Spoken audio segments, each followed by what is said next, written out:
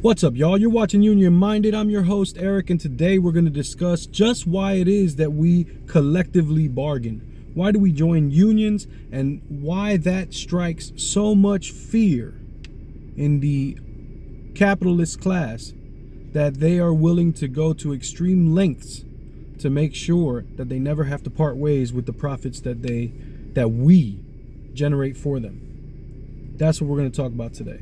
Why do we collectively bargain? Now, before we dive all the way up in there, I want to say thank you to a commenter who wrote that I'm so thankful I found out this account because I get, number one, info about how to successfully become an IBEW electrician with your knowledge, and two, your factual arguments on the corporate class who are not our buddies but have diametrically opposed interests than us workers. Thank you, in solidarity forever. No, thank you for the fuel to help continue to make these videos mean something to me. The reason that I do this content and the reason that I am so outspoken is because I need this content. Like, I need somewhere to go to have these perspectives available, because it's so lacking. When you pay attention to current events, and when you pay attention to history, and when you are aware of your status in life, and you start to see how the environment around you, the socio-economic environment around you, the climate around you, everything that happens around you, how it's going, and you kind of see where the troubles are, that's what makes this channel mean something to me. And the fact that I get comments like that, and people sharing the information, and people reacting positively, it lets me know that I'm on the right course. This information, my ramblings, my ridiculous statements, they're reverberating out there with certain folks, and it's helping whoever the information gets to, and they're able to receive it. It's helping them. And so those comments like that are the ones that really provide the juice to get up and do it again the next day, because this is a thankless task. All I do is cause trouble for myself, raising these concerns, making sure that I'm speaking boldly and courageously against people in positions of power. So thank you for the comment, thank you for the support. Y'all know what to do. But let's dive in. Why do we collectively bargain? We collectively bargain because alone we have no power. Why are they afraid? Because once we're aware of our status and we're aware of where we are in life, we're able to see each other as allies instead of as foes. And when we can talk to each other and come up with an idea of what we deserve, it strikes real fear into them, because now they have to deal with a collective of people instead of one individual person. It's so much easier to stomp out one ant, one bee, one wasp, as opposed to an entire colony, an entire swarm coming at you. And that's our strength, is our swarm. So it takes a collective, and that means not standing on the sidelines. That means actually engaging with each other and talking to each other on the job, and talking about negotiations, and talking about our conditions, and talking about our wages, and talking about inflation, how much groceries have gone up, how much the billionaires are taking, how much their pay has gone up and we haven't gotten anything, how much our contractors are making, how much they made throughout the pandemic while we really put our lives on the line and kept on coming to work and working hard to make sure that those profits kept coming in, to make sure those jobs stayed completed. How many of our members died on the job?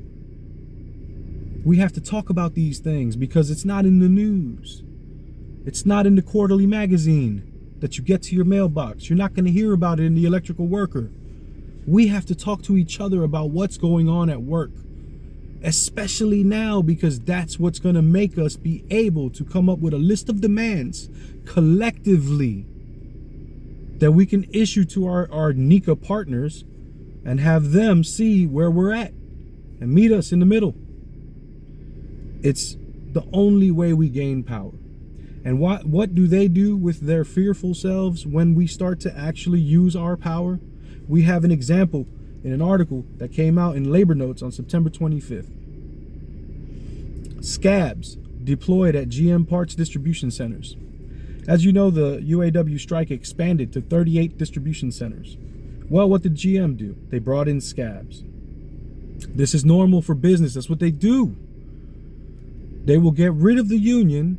Reagan taught them how to do it too. He did it also. This is the old hat.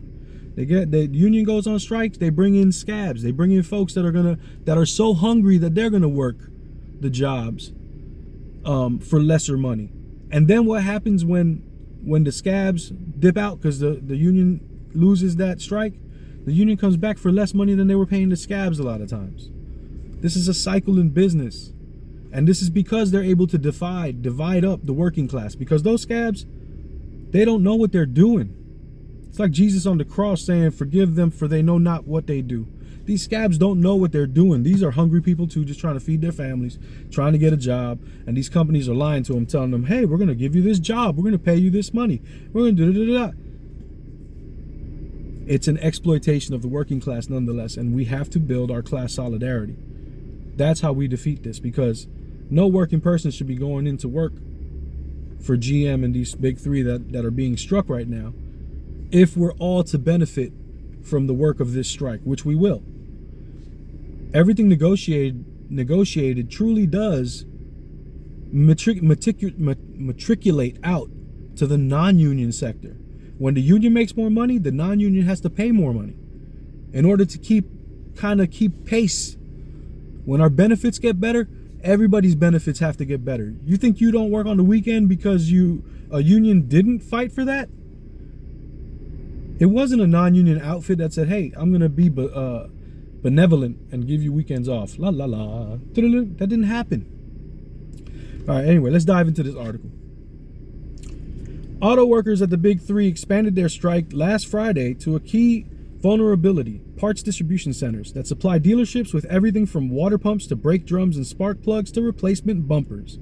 On Tuesday morning, General Motors began bringing in temps hired for $14 an hour to attempt to keep some of the parts and accessories flowing.